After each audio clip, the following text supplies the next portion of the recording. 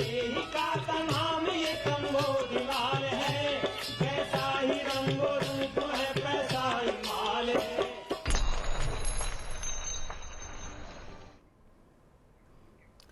नमस्कार, मैं हूं शुभम शंकरधर। आप देख रहे हैं मनी 9। स्वागत है आपका prime time show money central में। मेरे साथ स्टूडियो में खबरों के विश्लेषण के लिए मनी 9 के एडिटर अंशुमान तिवारी जी आ गए। सर, बहुत स्वागत है आपका। अंशुमान जी से चर्चा शुरू करें उससे पहले फटाफट देखिए आप आज कौन सी बड़ी खबरों को शामिल किया है हमने इस शो में। पहली खबर मॉनसून से जुड़ी। मॉनसून का बिगड़ा मिजाज, खरीफ फसलों का अब क्या होगा। महंगा होगा स्विगी जोमेटो से खाना मंगवाना। अमेरिका, रूस, चीन को एक साथ कैसे साधेगा भारत। कई व्यापारिक रिश्ते, व्यापारिक संबंध ऐसे हो रहे हैं जहां भारत को एक साथ तीनों को साधना होगा जिस तरह वो आगे बढ़ रहा है। इसके बाद बजट से जुड़ी खबर, फ्री यूपीआई के लिए क्या बजट से मिलेगी सब्सिडी।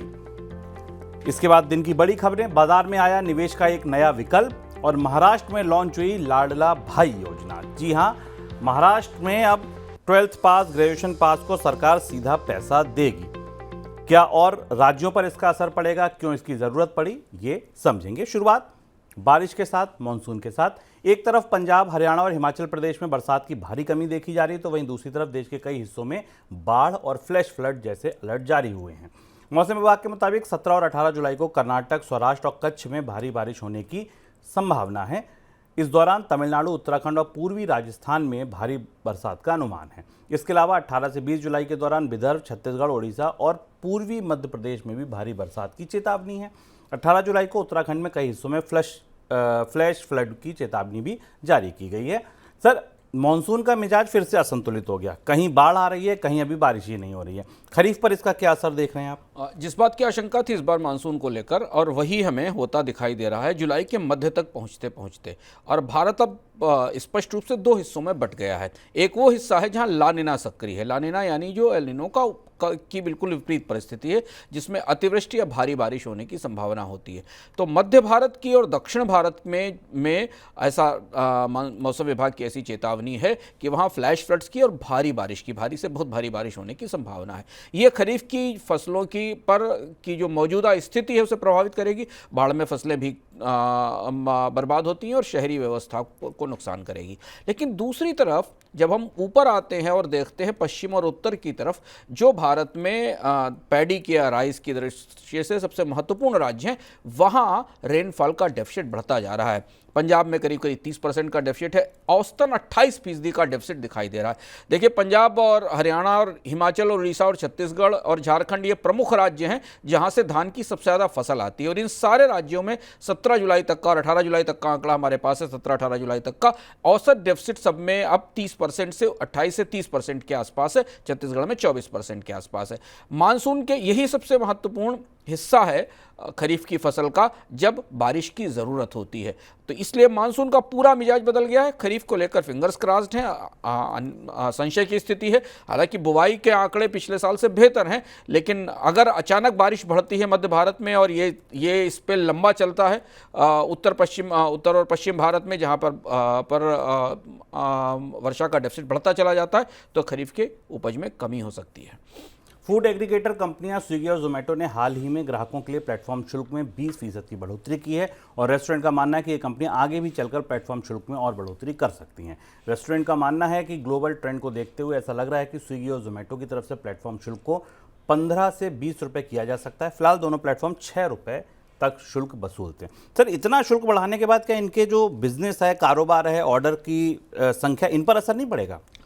अब ये पूरा मामला थोड़ा पेचीदा हो रहा है और एक दूसरी दिशा में जा रहा है, और इसे हमें गहराई से समझने की ज़रूरत है। रेस्टोरेंट्स जो पार्टनर हैं, जोमेटो और स्विगी के जो फूड रेस्टोरेंट ऐप्स हैं, उनका मानना है कि ये कंपनियां मौजूदा समय से भी दोगुनी प्लेटफॉर्म फीस ले जा सकती हैं। यानी 6 रुपये जो अभी ली जा रही हो 15 रुपये होगी। अगर आप माने तो पिछले साल से वैसे ही दोगुनी हो चुकी, 2 रुपये से बढ़ाकर 4 या 5 रुपये की गई और अब से 6 रुपये कर दिया गया।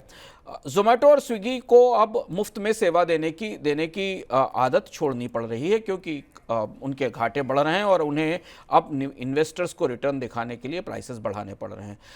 एक और इसकी बड़ी भीतर की वजह जो समझना ज़रूरी है कि जोमेटो और स्विगी ने पिछले 2 साल से काम करते हुए भारतीय बाजार का मिजाज समझ लिया है। उसे ये पता है कि भारतीय बाजार, उसके पूरे ग्राहक बेस में 5 या 6% ग्राहक ही ऐसे हैं जो एक हफ्ते में 2 बार से ज़्यादा, 3 बार से ज़्यादा ऑर्डर करते हैं। तो एक प्रीमियम मार्केट है, वो भी प्रमुख बड़े शहरों में सीमित है, जहां लोग 2 बार से 3 बार के हफ्ते में ऑर्डर करते हैं, और उन्हें जब 2 बार से 3 बार ऑर्डर करना है तो उनसे प्लेटफॉर्म फीस वसूली जा सकती है, क्योंकि वो उस तरीके की पेइंग कैपेसिटी रखते हैं। तो जोमेटो और स्विगी भारत में ऑनलाइन फूड डिलीवरी का जो मास मार्केट क्रिएट कर रही थी, वो प्रीमियम मार्केट में बदल रहा है, और उस प्रीमियम मार्केट के हिसाब से वो प्राइसिंग कर रहे हैं। उसमें उनके अपने स्पेशल जो प्लान है, जिन प्लान के जरिए वो सब्सक्रिप्शन भी दे रहे हैं, जैसे कि जोमेटो का गोल्ड है या स्विगी का वन है। इस तरीके के विशेष प्लान है जिसमें कई तरीके के डिस्काउंट्स की व्यवस्था भी होती है। तो अब धीमे धीमे ये दोनों कंपनियां ऊंची प्लेटफॉर्म फीस के सहारे इन प्रीमियम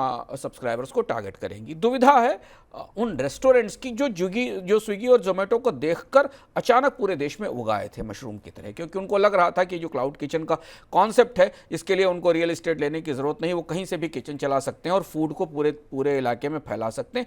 उनकी बड़ी चुनौती होने वाली है, क्योंकि अब वो और ज़्यादा कमीशन की मांग करेंगे प्लेटफॉर्म फीस लगाने के बाद, और यहीं से स्विगी और जोमेटो और रेस्टोरेंट्स के बीच में असहमति शुरू होगी। रेस्टोरेंट्स की तरफ से जिस बात का संकेत दिया गया कि प्लेटफॉर्म फीस 12 रुपये होगी, उसी संकेत में यह भी है कि उन्हें अब अपने फूड पर बेहतर कमीशन की ज़रूरत होगी। इस सारी स्थितियों के बीच में गिग वर्कर्स कहाँ खड़े होंगे? क्या इस बढ़े हुए कमीशन का और बढ़ी हुई प्लेटफॉर्म फीस का फ़ायदा जोमेटो के डिलीवरी बॉयज़ को या स्विगी के डिलीवरी बॉयज़ को मिलेगा? ये हमें देखना होगा। मंडियों में दालों की सप्लाई में हुए सुधार के बाद उनकी कीमतों में नरमी देखी जा रही है और सरकार ने रिटेलर से कहा है कि थोक भाव घटने के बाद वे इसका फायदा ग्राहकों को पहुंचाएं।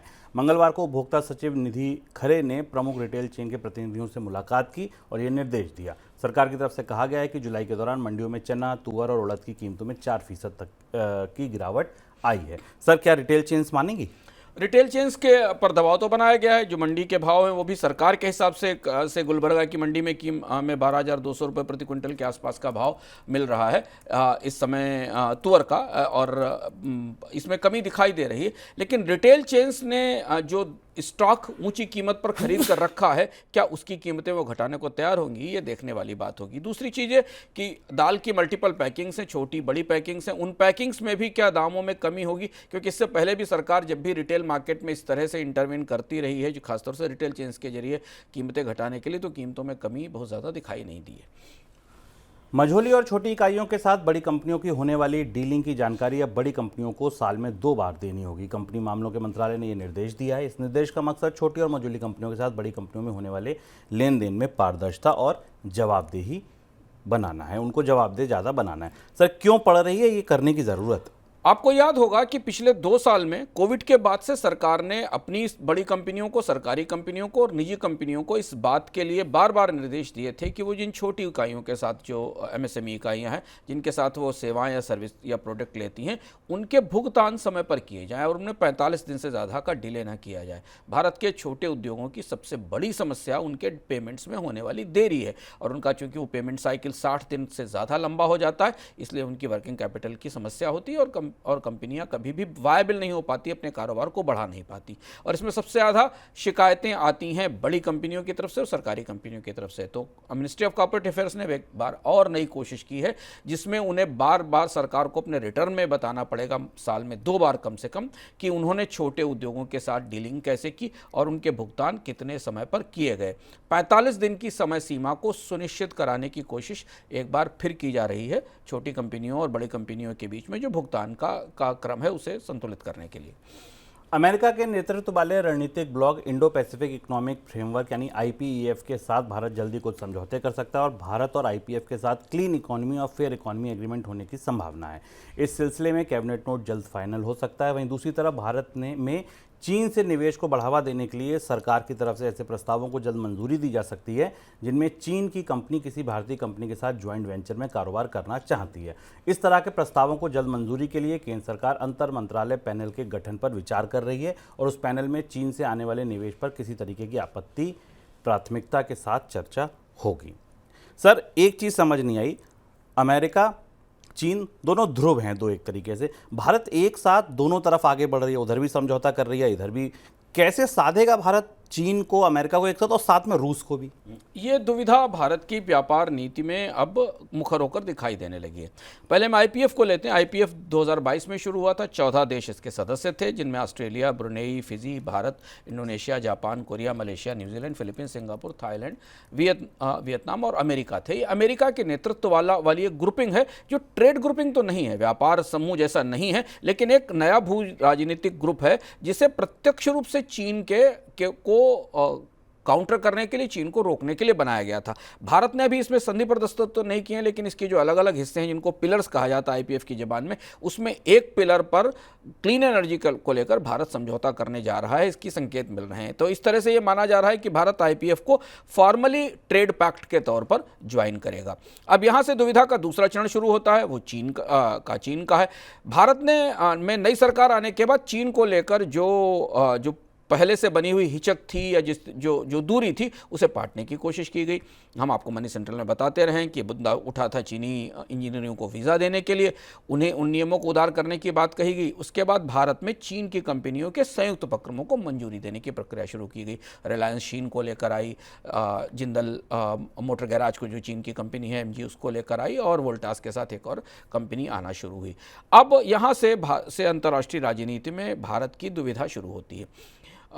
अमेरिका में चुनाव होने वाले हैं। अमेरिका के चुनाव में अगर डेमोक्रेट्स आते हैं सत्ता में, तो भी वो चीन के खिलाफ आक्रामक होंगे, क्योंकि हम आपको बता चुके हैं कि जो बाइडेन ने अपने कार्यकाल के इस आखिरी चरण में आकर चीन पर बेहद सख्ती की, चीन पर एंटी डंपिंग ड्यूटी लगाई, और चीन से कारोबारी रिश्तों पर अब वो उतने उत्साही नहीं है, बल्कि चीन पर शक बढ़ रहा है। और अगर डोनाल्ड ट्रंप आते हैं, रिपब्लिकन्स आते हैं, तो वो और भी ज़्यादा चीन पर आक्रामक होंगे, क्योंकि उनका इतिहास तो चीन के साथ ओपन व्यापार युद्ध का है।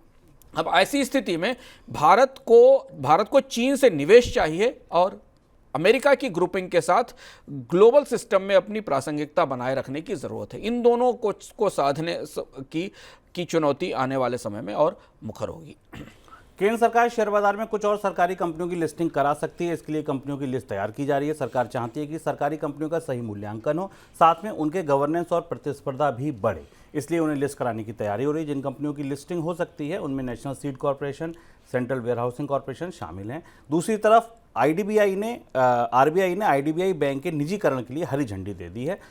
आरबीआई ने आईडीबीआई में हिस्सा खरीदने के लिए बोली लगाने वाले निवेशकों की जांच पड़ताल पर फिट एंड प्रॉपर रिपोर्ट दे दी है। मोदी सरकार मई 2021 में इस बैंक में अपनी हिस्सेदारी बेचने की प्रक्रिया शुरू कर चुकी थी। सर, ये डिसइन्वेस्टमेंट के मोर्चे पर अगर आप देखें तो कुछ बहुत बड़ा हाथ लगा नहीं है बहुत लंबे समय से। क्या ये तैयारी है कि छोटी छोटी कंपनियों की लिस्टिंग करा दी जाए? बाजार में पीयूसी स्टॉक्स को लेकर जो उत्साह दिखाई दिया है और जो निवेश दिखाई दिया पिछले दिनों में, ये उसका असर है। और सरकार को ऐसा लग रहा है कि शेयर बाजार में बड़ी और अच्छी कंपनियों की निवेश की सीमाएं हैं अपनी, और नई कंपनियों को लाकर बाजार में पीएसयू जो रैली है उसको फ़ायदा लिया जा सकता है। ये विनिवेश से थोड़ा सा अलग है। विनिवेश की दृष्टि से सरकार को बड़ी इक्विटी बेचनी पड़ती है, बड़ी व्यवस्था करनी पड़ती है, और वैसा पिछले 10 साल में भारत में नहीं हो पाया।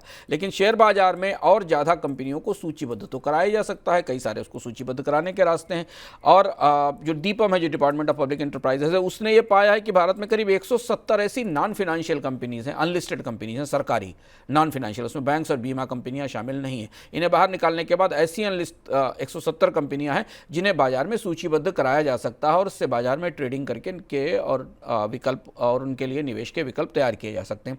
और इसी क्रम में सीड्स कॉर्पोरेशन, जिसका नाम आमतौर पर कम सुना जाता है क्योंकि कंपनी तो सीड्स के लिए खेती की मदद के लिए बनाई जाती है, जो वेयर हाउसिंग कॉर्पोरेशन है, जो भारत में सरकारी तौर पर भंडारण की सुविधाएं उपलब्ध कराती है, इन्हें भी सूचीबद्ध कराने की तैयारी की जा रही है। कैसे होगा ये? कैबिनेट में इसका प्रस्ताव जाएगा, हो सकता है बजट में इस संदर्भ में कुछ घोषणाएं की जाएं और वित्त मंत्री ये बताएं कि 4-5-6 कंपनियां शेयर बाजार में सूचीबद्ध कराई जाएंगी। दूसरी तरफ आईडीबीआई बैंक का निजीकरण, जो पिछले 2 साल से लटका हुआ है, LIC के IPO में सरकार की तरफ से किए गए वादे का हिस्सा था, क्योंकि LIC की हिस्सेदारी आईडीबीआई बैंक में है। सरकार इसे बेचने की कोशिश कर रही है। निजी ग्राहक अभी इसके लिए नहीं मिले, लेकिन अब रिजर्व बैंक ने अंततः एक सरकारी बैंक के निजीकरण को हरी झंडी दिखा दी है। हो सकता है इस साल के अंत तक कोई निजी भारतीय बैंक इसको खरीदने के लिए तैयार हो जाए। आगे बढ़ते हैं बजट से जुड़ी खबरों की तरफ।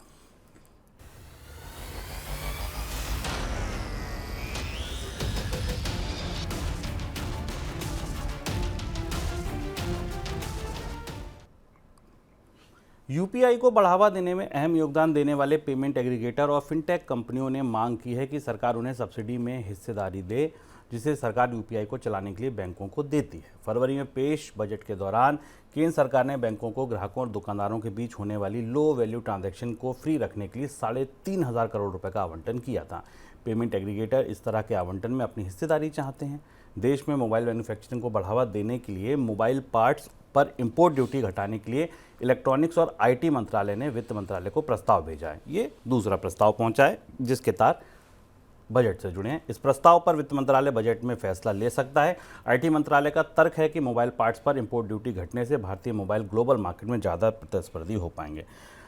सर, पहला तो यही कि ये बजट में इतनी दम है कि ये सब्सिडी जो दोनों हाथों से मांगी जा रही है, दी तो नहीं जा रही है, मांगी जा रही है कि यूपीआई के लिए, इंपोर्ट ड्यूटी के लिए, इतनी दम है बजट में क्या? कौन कौन सी चीज़ों पर सरकार सब्सिडी देगी, ये बड़ी दुविधा की बात है। और ये देखिए, आपको नई नई चीज़ें दिख रही हैं। एक तरफ से सरकार की तरफ से कहा जाता है कि सब्सिडी में कटौती की जानी चाहिए और सरकार के फंड्स खराब होते हैं। यूपीआई ट्रांजैक्शंस को फ्री रखने के लिए पिछले 2-3 साल से ये भी एक राजनीतिक मुद्दा सा हो गया है कि यूपीआई ट्रांजैक्शन को फ्री रखा जाए, क्योंकि इसको फ्री रखकर सरकार को राजनीतिक रूप से लाभ मिलता है। और इसके लिए 1500 करोड़ की सब्सिडी 2021 के बजट में डाली गई थी। उसके बाद सब्सिडी को बढ़ाया गया था। ये सब्सिडी खासतौर से बैंकों और उन कंपनियों को मिलती है जो इस ट्रांजैक्शन पर पैसा नहीं लेती। लेकिन अब दबाव यह है कि कब तक इसको मुफ्त रखा जाएगा। हमने आपको बताया था मनी सेंट्रल में पिछले किसी कार्यक्रम में कि नेशनल पेमेंट कॉर्पोरेशन ने प्रस्ताव किया है कि अब यूपीआई के जरिए जो क्रेडिट लिया जाएगा, यानी अगर आप कोई कर्ज लेते हैं यूपीआई के जरिए और बैंक यूपीआई के जरिए उसका ट्रांजैक्शन करता है तो उस पर वो एक फीस वसूलना शुरू करेगा। तो सरकार को ये जो छोटी छोटी सब्सिडीज हैं, इनको हटाकर एक वायबल स्ट्रक्चर बनाना पड़ेगा यूपीआई को लेकर कि यूपीआई में कोई फीस लगाई जाए। बैंक भी इसकी मांग कर रहे हैं और फिनटेक कंपनियां भी मांग कर रही हैं। बजट में इससे हम उम्मीद कर सकते हैं कि बजट में इस पर कुछ क्लैरिटी आएगी। दूसरा मोबाइल पार्ट्स का मामला है जो लंबे समय से लंबित है। भारत की कंपनियां जो निर्यात भी कर रही हैं, जिन्होंने मोबाइल के निर्यात में सफलता पाई है, क्योंकि भारत में जो पूरी की पूरी आत्मनिर्भर भारत की या मेक इन इंडिया की स्कीम थी, उस स्कीम में केवल मोबाइल मैन्युफैक्चरिंग एक ऐसा हिस्सा था जिसको सफलता मिली थी और उससे निर्यात हुआ था। और वहाँ भी अब कंपनियां इस बात की मांग कर रही हैं कि मोबाइल पर इंपोर्ट ड्यूटी घटाई जाए, क्योंकि इंपोर्ट ड्यूटी नहीं घटाई जाएगी तो कंपनियों के प्रोडक्ट वायबल नहीं हो पाएंगे। इस पर निगाह रहेगी बजट में कि वित्त मंत्री इसमें क्या करती हैं। जेपी मॉर्गन के इमर्जिंग मार्केट इंडेक्स में भारत सरकार के बॉन्ड को लिस्ट हुए करीब 2 हफ्ते हो चुके हैं। इन 2 हफ्ते में सरकारी बॉन्ड में $1 अरब का निवेश भी आ गया है। बॉन्ड की लिस्टिंग 28 जून को हुई थी। विशेषज्ञों का मानना है कि भारतीय बॉन्ड्स में हर महीने करीब $2 अरब का निवेश आ सकता है और अगले 10 महीने के दौरान इंडेक्स में भारतीय बॉन्ड्स का वेटेज 10% तक पहुंच सकता है। कैसे समझा जाए सर, और इसे स्पेशली बजट के संदर्भ में कैसे समझा जाए? जिस बात की संभावना थी और जैसा हमने कहा भी था अपने विस्तृत कार्यक्रम में, जब बॉन्ड्स आ रहे थे उस पर इकोनॉमिकम भी किया था कि जैसे ही भारत सरकार ये बॉन्ड जारी करेगी, चूंकि भारत में इंटरेस्ट रेट्स अच्छे हैं और सरकार के सॉवरेन बॉन्ड्स में भारतीय बैंक भी पैसा लगाते हैं, विदेशी निवेशकों को के लिए एक बड़ी अपॉर्चुनिटी होगी। और वैसा ही हमें दिखाई दिया। $1 बिलियन का इन्वेस्टमेंट इसमें आ चुका है और माना जा रहा है कि इस इन्वेस्टमेंट आने वाले समय में और बढ़ता जाएगा और इसका असर बॉन्ड यील्ड्स पर भी दिखाई दे रहा है। तो ये जो दूसरी खिड़की थी भारतीय बाजार में विदेशी पूंजी लाने की, शेयरों में विदेशी पूंजी लाने की खिड़की करीब 15 साल पहले खुली थी, इसे भी खोल दिया गया। लेकिन अब इसके बाद यहां से भारतीय बजट की चुनौती शुरू होती है और इसलिए वित्त मंत्री जब ये बजट पेश करने जाएंगी तो उन्हें केवल शेयर बाजार को ही की तरफ ही नहीं देखना होगा, बॉन्ड बाजार की तरफ भी देखना होगा, जहां दुनिया के सबसे आक्रामक और खूंखार निवेशक आते हैं जो कि बॉन्ड मार्केट में, सॉवरेन बॉन्ड्स में निवेश करते हैं। तो शेयर बाजार तो बढ़ रहा है, पर बॉन्ड मार्केट की निगाह से अगर हम इस बजट को देखें तो फिर वित्त मंत्री को कोई भी सब्सिडी देने में किससे पहले 20 बार सोचना होगा, क्योंकि उन्हें इस बजट में भारत के राजकोषीय घाटे पर नियंत्रण, सरकार के कर्ज में कमी का क्रेडिबल, मैं फिर कह रहा हूं, विश्वसनीय आंकड़ा पेश करना होगा बॉन्ड मार्केट के सामने। क्योंकि बॉन्ड मार्केट में इन्वेस्टमेंट के बाद भारत की अब सबसे बड़ा लक्ष्य होगा कि भारत की साख कैसे बेहतर की जाए। 1 दशक से ज़्यादा का समय हो गया है भारत की रेटिंग दोनों कंपनियों ने, मूडीज़ और स्टैंडर्ड पुअर ने नहीं बढ़ाई है। वो जंक से एक लेवल ऊपर की रेटिंग है। हालांकि हाल फिलहाल के महीनों में आउटलुक में थोड़ा चेंज हुआ है। तो अब भारत सरकार को इस बॉन्ड मार्केट में जो निवेश आया है, इसे संतुष्ट करने के लिए दिखाना पड़ेगा कि बेहद सख्ती से बजट का संतुलन किया जा रहा है, राजकोषीय घाटे पर नियंत्रण किया जा रहा है, जरूरत पड़ने पर टैक्स लगाए जा रहे हैं, लगेंगे कि नहीं पता नहीं, जरूरत पड़ने पर टैक्स लगाए जा रहे हैं और सब्सिडीज़ को नियंत्रित किया जा रहा है। और इस दुविधा के बीच ये बजट खासा दिलचस्प होने वाला है अगर हम बॉन्ड मार्केट के नजरिए से देखें। देश में बिजली सप्लाई को बढ़ावा देने के लिए करीब 44,000 करोड़ रुपए की लागत से तैयार हो रहे 32 ट्रांसमिशन प्रोजेक्ट में देरी हो रही है, जिस वजह से सप्लाई बढ़ोतरी की योजना को झटका लग सकता है। 18 प्रोजेक्ट ऐसे हैं जो 32 महीने से देरी से चल रहे हैं और 8 प्रोजेक्ट ऐसे हैं जो 12 महीने की देरी से चल रहे हैं। सर, इसका भी बजट से कोई रिश्ता है क्या? देखिए, कल हम लोगों ने जब बजट पर चर्चा की थी कि बजट कैसा आएगा, तो हमने इस बात का जिक्र किया था शुभम कि सरकार के कैपेक्स को लेकर बहुत सारे सवाल उठ रहे हैं। कैपेक्स का आंकड़ा या सरकार के पूंजी खर्च का आंकड़ा, पूंजी खर्च वो खर्च होता है जो कि अर्थव्यवस्था में सीधे निवेश किया जाता है और माना जाता है कि इससे बाजार में डिमांड बढ़ती है और रोजगार बढ़ते हैं। इसे लेकर पिछले 5-6 सालों में कई सारे बड़े बड़े वादे किए गए। बजट की कॉपियों में, बजट के प्रिंट में ये बहुत बड़ा नंबर दिखता है, पर ज़मीन पर ये उतरता नहीं दिखाई देता और सरकार की असंख्य परियोजनाएं डिले हैं। और उसका एक उदाहरण आप सामने भी है। भारत में ग्रिड को बेहतर करने के लिए जो परियोजनाएं बनाई जा रही थी, उनमें 44,000 करोड़ की परियोजनाएं डिले हैं और कई और सारे के सारे पावर ग्रिड के प्रोजेक्ट हैं जो अलग अलग राज्यों में चल रहे हैं। इससे हमें दो संकेत मिलते हैं। एक तो संकेत है कि भारत अगर अपने ग्रिड नेटवर्क को, बिजली का उत्पादन बढ़ाता है तो उसे अपने ग्रिड नेटवर्क को बेहतर करना होगा, बड़ा करना होगा, तब बिजली की अबाधित आपूर्ति सुनिश्चित की जा पाएगी। वो प्रोसेस भी डिले हो रहा है। और दूसरी बात यह कि सरकार को पलटकर बजट में ये देखना होगा कि जिस कैपेक्स का आवंटन किया जा रहा है, जो पैसा दिया जा रहा है पूंजी खर्च के लिए, वो परियोजनाओं में जा क्यों नहीं रहा। क्योंकि अगर वो पैसा जा रहा होता तो परियोजनाएं इतनी देरी से नहीं चल रही होती। आगे बढ़ते हैं दिन की सबसे बड़ी खबर की तरफ।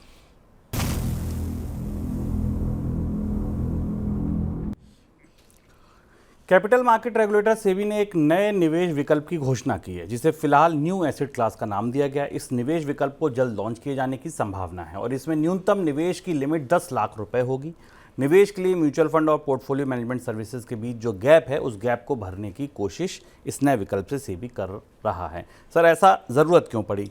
ये बेहद दिलचस्प और महत्वपूर्ण खबर है, खासतौर से म्यूचुअल फंड निवेशकों के लिए, क्योंकि जिनका परिवार अब बड़ा हो रहा है, देश में 50 लाख करोड़ से ऊपर का AUM है, करीब 7 से 8 करोड़ के आसपास फोलियोज हैं, और इन्हें देखते हुए सेबी ने एक नए तरीके के एसेट क्लास की बात की है। हमने पिछले अपने किसी कार्यक्रमों में भी इस बात पर चर्चा की थी कि सेबी को अब अपने म्यूचुअल फंड्स को डाइवर्सिफाई करने और उसके एसेट क्लास बढ़ाने की कोशिश करनी चाहिए। यहाँ दुविधा यह है कि यदि आप हाई नेटवर्थ इंडिविजुअल हैं, आपके पास अच्छी पारिवारिक इनकम है, अच्छा पैसा है, तो PMS और AIF के जरिए आपको निवेश के बेहतर विकल्प मिलते हैं। वहाँ थोड़ी रिस्क ज़्यादा होती है, लेकिन आपको बड़े निवेश के विकल्प मिलते हैं, जबकि म्यूचुअल फंड्स में इसकी अपनी सीमाएं हैं। और इसलिए सेबी का ये जो अध्ययन पत्र, चर्चा पत्र आया है, ये निवेश के बिल्कुल नए दरवाजे खोलता है, जिसमें अब लगभग PMS और AIF जैसी सुविधाएं म्यूचुअल फंड निवेशकों को भी मिल सकती हैं और वो उन एसेट क्लास में भी निवेश कर सकते हैं जिन एसेट क्लास में आमतौर पर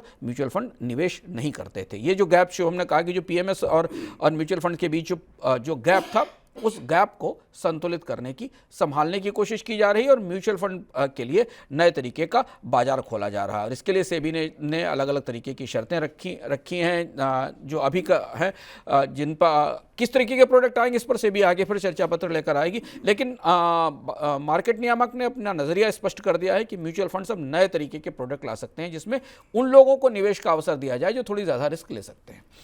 किनके लिए सर सबसे ज़्यादा फायदा मिलेगा इस स्कीम के बाद? सबसे ज़्यादा फायदा उन लोगों को मिलेगा जो म्यूचुअल फंड का मैच्योर्ड इन्वेस्टर है या जिसके पास थोड़ा ज़्यादा पैसा उपलब्ध है। और जो PMS की जो सीमा है 50 लाख रुपए की और 1 करोड़ रुपए की सीमा, क्योंकि PMS में निवेश के लिए आपके पास इतना फंड होना चाहिए, वहाँ वो नहीं जा पाता, लेकिन वो 10 से 15 लाख रुपए तक की निवेश की सीमा अपने पास रखता है।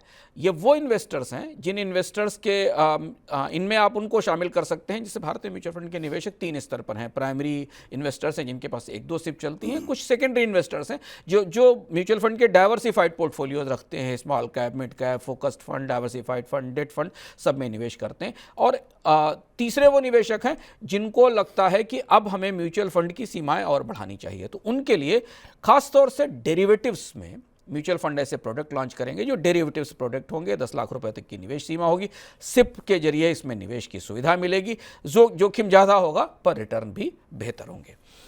कर्नाटक सरकार ने अपने उस बिल को वापस ले लिया जिसमें राज्य में चल रही कंपनी और औद्योगिक इकाई में राज्य के नागरिकों को आरक्षण देने की बात कही गई थी। बिल का देश के कई उद्योग संगठनों और कंपनियों के सीईओज ने कड़ा विरोध किया था। बिल में प्रावधान था कि राज्य में चल रही किसी भी कंपनी, फैक्ट्री या किसी दूसरी औद्योगिक इकाई में 75% नॉन मैनेजमेंट नौकरियां राज्य के नागरिकों के लिए आरक्षित होंगी।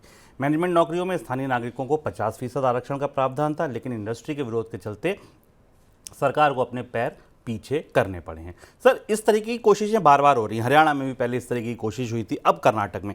पीछे इसके राजनीति है या कुछ और वजह है? मूल बात यह है कि सरकारें रोजगार देने की सारी कोशिशों में असफल हो रही हैं, और रोजगार प्रत्यक्ष रूप से, परोक्ष तो नहीं, परोक्ष रूप से पिछले 24 घंटे में आई 2 घोषणाओं के केंद्र में आ गया। और दोनों के लिए जो उपाय अपनाए गए वो विवादित भी हैं, और उनसे कितने लंबे समय तक बेरोजगारी की समस्या के लिए कोई सॉल्यूशन दिया जा सकेगा, ये देखना होगा। कर्नाटका ने लगभग वही किया जैसा हरियाणा की तरफ से प्रस्ताव आया था कि लोकल कन्नड़ के लोगों, कर्नाटक के लोगों को, कन्नडिगाज को प्राइवेट नौकरीज में, जॉब्स में वरीयता दी जाएगी। इसको लेकर विरोध इसलिए हुआ क्योंकि बैंगलोर आईटी का हब है और वहाँ उस तरीके की स्किल्ड फोर्स उपलब्ध नहीं है, फोर्स बाहर से आती है। इससे तत्काल उद्योग ने इसका विरोध किया। उनका कहना था कि जो हाई स्किल्ड लोग हैं उनको इस शर्त से बाहर रखा जाना चाहिए। सरकारों की दुविधा यह है कि भारत में बेरोजगारी का चरम विस्फोट है।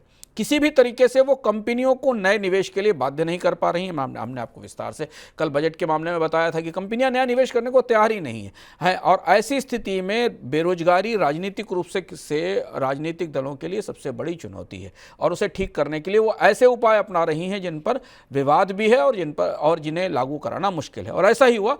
कर्नाटक सरकार ने कदम उठाया, विरोध हुआ, और फिर इस बिल का क्रियान्वयन रोकना पड़ा। ऐसा हमने कुछ और राज्यों के संदर्भ में भी देखा था। कर्नाटक और दक्षिण के राज्यों की दुविधा यह है कि वहाँ पर तेजी से एजिंग हो रही है।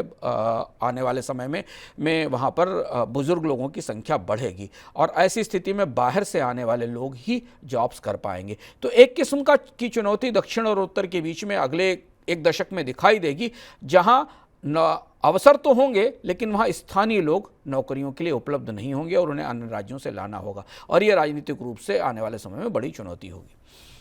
दूसरी तरफ चलिए महाराष्ट्र में विधानसभा चुनाव से ठीक पहले राज्य सरकार ने लाडला भाई योजना लॉन्च कर दी है, जिसके तहत युवा लड़कों को मासिक बेरोजगारी भत्ता दिया जाएगा।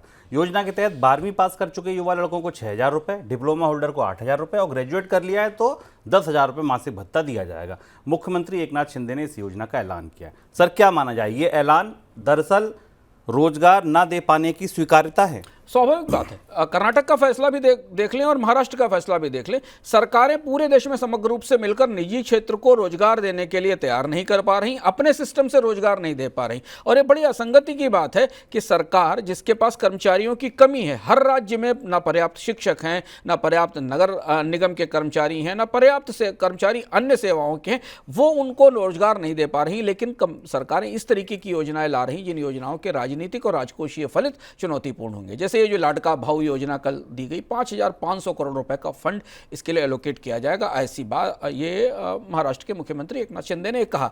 इसमें अलग अलग पढ़ाई वाले लोगों को 4,000, 6,000 और 12,000 रुपए तक के स्टाइपेंड्स दिए जाएंगे, या 12,000 रुपए तक का पैसा इनको उपलब्ध कराया जाएगा। सुनने में स्कीम बहुत अच्छी लगती है, किस्म का बेरोजगारी भत्ता है, अनएम्प्लॉयमेंट बेनिफिट्स जैसी चीज है, पर ये इसको सस्टेन करने के लिए महाराष्ट्र सरकार करेगी क्या? अंततः महाराष्ट्र सरकार नए टैक्सेस लगाएगी, ये कोशिश करेगी कि अन्य सेवाएं महंगी की जाएं और उन सेवाओं को महंगे करके बजट में पैसा लाया जाए। पर दूसरी बात यह है कि अगर ये स्कीम लागू होगी ही, क्योंकि चुनाव करीब है और एकनाथ शिंदे सरकार को चुनाव में तगड़ी चुनौती मिलने की संभावना है, तो ये मॉडल फिर देश के अन्य राज्यों में भी जाएगा। जैसे कि हमने देखा था किसान सम्मान निधि का मॉडल देश के अन्य राज्यों में गया था, फिर अन्य राज्य भी इसी तरीके के मॉडल पर बेरोजगारी का यही समाधान ढूंढेंगे कि लोगों को महीने में खर्च चलाने के लिए पैसा दे दिया जाए। सरकारों के लिए इनोवेटिव होना जरूरी है शुभम। अगर ऐसी ज़रूरत है तो यूनिवर्सल बेसिक इनकम जैसी स्कीमों पर काम किया जा सकता है। रोजगार का विकल्प बजट से पैसा देना कभी नहीं हो सकता, क्योंकि बजट फिनांस करने के लिए आपको या तो सरकार को कर्ज लेना पड़ेगा या लोगों पर टैक्स लगाना पड़ेगा। तो रोजगार तो बनाने पड़ेंगे, तैयार कराने पड़ेंगे, सरकार को अपने सिस्टम में रोजगार क्रिएट करने पड़ेंगे और निजी क्षेत्र को रोजगार देने के लिए तैयार करना पड़ेगा। और इसलिए ये स्कीम आने वाले समय में उतनी ही विवादित होगी जितनी कोई बाकी स्कीमें भी होती है, लेकिन तात्कालिक तौर पर इसका असर राजनीतिक रूप से एकनाथ शिंदे सरकार को इसका फायदा जरूर मिलेगा, क्योंकि महाराष्ट्र में बेरोजगारों की संख्या बड़ी है और काफी बड़ा राज्य भी है। सर बाकी राज्य कैसे रिएक्ट करेंगे इस पे, इसका क्या असर होगा? अन्य राज्य भी इस स्कीम को कहीं ना कहीं आने वाले समय में कॉपी करने की कोशिश करेंगे। थोड़ी प्रतीक्षा करेंगे चुनाव के नतीजों की, क्या चुनाव के नतीजों में इसका असर कैसा होता है। ऐसी स्कीमों के साथ शुरू में एक और दुविधा होती है कि चुनाव में जाने वाली सरकार इसके सहारे जीत भले ही ना पाए, पर आने वाली सरकार को भी ऐसे ही कुछ वादे करने पड़ते हैं, क्योंकि इसका जन सामान्य में इसकी लोकप्रियता है, जन सामान्य में इससे अपेक्षाएं बढ़ जाती हैं। लेकिन बेरोजगारी के ये जो समाधान, अनोखे तरीके के राजनीतिक समाधान जिनका वास्तविक अर्थव्यवस्था से असंगति है, विरोधाभास है, ये अनोखे तरीके के समाधान भारत के और भी राज्य अपनाएंगे और इन समाधानों से आने वाले समय में राजकोषीय घाटे को या सरकारों के बजट्स पर बड़ा असर पड़ेगा। वित्त आयोग का गठन हो चुका है, उसकी रिपोर्ट आने वाली है। इस तरीके की स्कीमों के लिए फिर केंद्र सरकार से ज़्यादा फंड्स की या बाकी अन्य सहायता की मांग होगी, ये देखना होगा। तो हम फिर वही कहते हैं कि रोजगार का विकल्प बजट से पैसा देना नहीं है, रोजगार का विकल्प अर्थव्यवस्था में रोजगार बनाना ही है।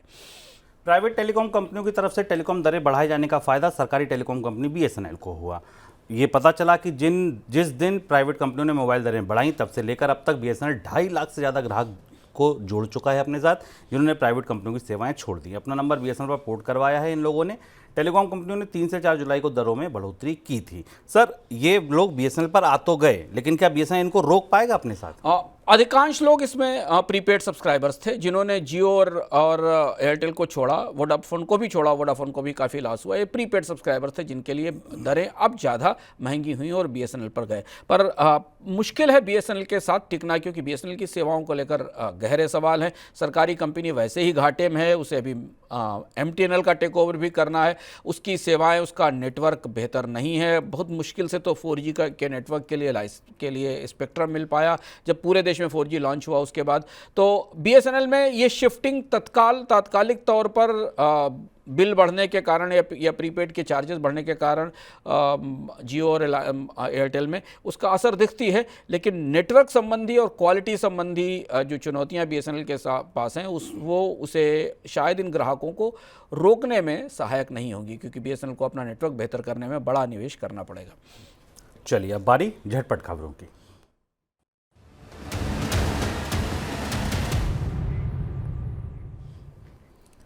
फिनटेक कंपनी पेटीएम की पेरेंट कंपनी 197 कम्युनिकेशन को मार्केट रेगुलेटर सेबी से बड़ा झटका लगा है। सेबी ने साल 21-22 में एक ट्रांजैक्शन से जुड़े मामले में एडमिनिस्ट्रेटिव वार्निंग जारी की है। इस वार्निंग लेटर में सेबी का कहना है कि साल 21-22 में 197 कम्युनिकेशन ने पेमेंट बैंक के साथ लेन देन किए, लेकिन इसके लिए ऑडिट कमेटी और शेयर होल्डर की मंजूरी नहीं ली थी। रेगुलेटर भी इसके बारे में कंपनी से जवाब मांग रहा है।